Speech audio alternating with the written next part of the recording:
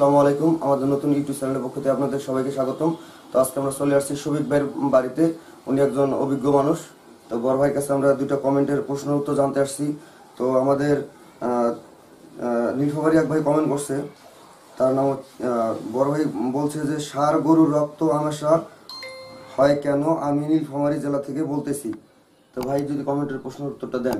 আচ্ছা, ইনশাল্লাহ অসংখ্য ধন্যবাদ। সুপ্রিয় দর্শক, যেহেতু ছোট ভাইয়ের চ্যানেলের নাম কৃষিপুরি, এগ্রিকালচার নিয়ে কাজ করতেছে, আমি ওর পাশে আছি। আপনারা যত বড় কঠিন প্রশ্ন করেন না তার সমাধান দেওয়ার যথেষ্ট চেষ্টা করবো ইনশাল্লাহ, আমি শফিক। তো এখানে এক ভাই প্রশ্ন করছেন, কি প্রশ্নটা হচ্ছে জাকারিয়া জুনু ভাই, ষাঁড় গরুর রক্ত আমাশা হয় কেন, আমি নীলফামারী জেলা থেকে বলছি।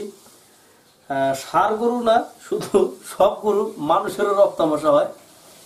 এটা যেহেতু ষাঁড় গরুর রক্ত আমাশা হয় কেন, শুধু ষাঁড় গরু না সব গরুর রক্ত আমাশা হয়। এটা দেখা গেছে যে খাবারে যদি ভেজাল থাকে, খাবার যদি কাকড় বাকড় ধুলোবালি পাথর হজম ক্রিয়া করতে ব্যাহত হয়, এইসব কারণে হতে পারে। তারপরে দেখা গেছে বিভিন্ন ধরনের অ্যাসিডোসিস অর্থাৎ গ্যাসের কারণে অনেক সময় এরকম হয়, কোষ্ঠকাঠিন্যর কারণেও হতে পারে।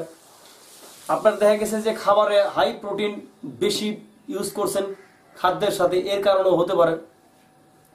তারপরে আবার দেখা গেছে যে আপনার পেটে যদি পর্যাপ্ত পরিমাণ কৃমি থাকে, কৃমির যন্ত্রণার কারণেও হতে পারে। আর গরমের কারণে অনেক সময় পেটের থেকে হয়। তো বিষয়টা হচ্ছে যে এইসব কারণ বা সিমটমগুলো আপনার ছিল কিনা এটা আমি জানি না।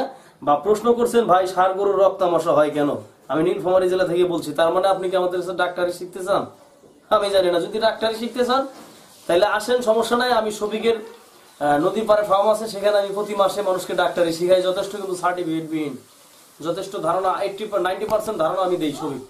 তো বিষয় হচ্ছে আপনি প্রশ্ন যেভাবে করছেন এই কারণগুলো আপনি মিল করবেন। যদি এই কারণের মধ্যে পড়ে তাহলে সেই জিনিসগুলো কমাই দিবেন। বিশেষ করে আপনি খাবারের মধ্যে যদি ভেজাল থাকে, কাকড় বাকড় ধুলো বলে, এগুলা থাকলেও কিন্তু আমাশা হয়। আর সমাধান হচ্ছে আপনি অবশ্যই সেই গরুটিকে যেটা এইরকম রক্ত আমাশা হচ্ছে অনিয়মিত ভাবে, সেই গরুটাকে আপনি অবশ্যই, এটা হচ্ছে গুলক্লোরাইড স্যালাইন, একমি কোম্পানির 12 টাকা দাম গুলক্লোরাইড স্যালাইন, প্রতিদিন একটা করে খাওয়াবেন, যেহেতু এখন গরম অনেক, এর কারণে হতে পারে।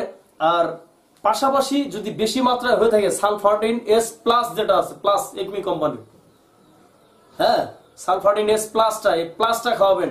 বডি ওয়েট কতটুক এটা আপনি জানান নাই, যার কারণে আমি সেটা বলতে পারতেছি না। আপনার গরুর ওজনটা যদি বলতেন তাহলে চিকিৎসাটা ভালো হতো। আর ওজন অনুসারে আপনার সালফারটিন এস প্লাস দেওয়া থাকে, আপনি প্যাকেটের লেভেল দেখে আপনি চিকিৎসাটা দিবেন। কারণ হচ্ছে যে আপনার ওজন কতটুকু আছে উল্লেখ করেন নাই, সো আমরা আপনাকে এটা সঠিকভাবে দিতে পারলাম না। আর কি প্রশ্ন? আরেকজন প্রশ্ন করছে আমার জাহিদ ইসলাম জাহিদ, যে ভাই আমার খামারে আমি কি জীবাণুনাশক স্প্রে করব? উনি দিনাজপুর থেকে বলতেছেন। জাহিদ ইসলাম জাহিদ ভাই, আসলে ভাইরাস প্রতিরোধ আমি যেটা আমার খামারে ব্যবহার করি এবং সবচেয়ে পৃথিবীর মধ্যে 99% গ্রান্টেড আছে, সেটা হচ্ছে আপনার ভাইরোসিড। এটা বাইরের রাষ্ট্রের মেডিসিন, এটা আপনার ইম্পোর্টের একটা মাল।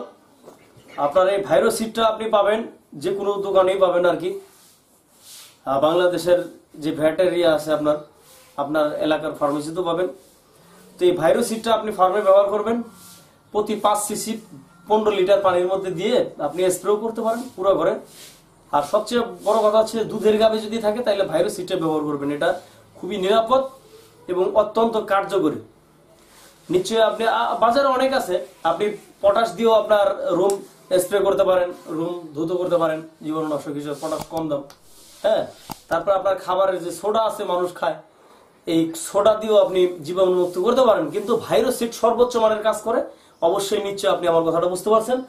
আর দর্শক, ছোট ভাইকে যে প্রশ্ন দুটো করছিলেন, এভাবে আরো কঠিন কিছু প্রশ্ন করেন, আমি যেন বুঝতে পারি।